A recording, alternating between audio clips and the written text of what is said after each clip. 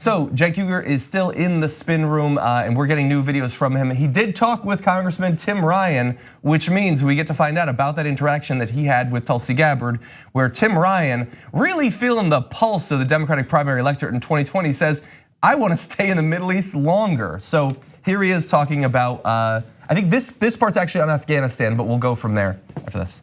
If you were president, would you withdraw our troops from Afghanistan? I think we have to begin the process, but we cannot leave large swaths of territory in Afghanistan unattended by anybody on our team or the international team. That's my point, because we saw what happened when we let the Taliban take over Afghanistan, harbor Al-Qaeda, and next thing you know, they were protected, and we saw what happened on 9/11. So all I'm saying is, look, I'm from Youngstown, Ohio.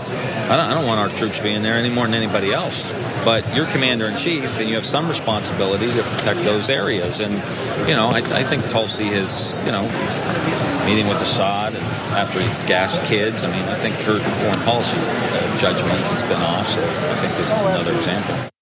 So he's saying there that her foreign policy judgment is off, which is a separate conversation. But to think that that's the big moment of conflict that you want in this first debate, which could be for him make or break. Is he going to get another 65,000 donors to donate to him in the next couple of weeks? It might be dependent on the big standout moment, and his is, we need to start the process of getting out of Afghanistan. And you know how it works. You're not supposed to start the process until at least 25 years have gone by in a war. There are people serving in Afghanistan that weren't alive when we invaded it, okay? At some point, you gotta move beyond just starting the process.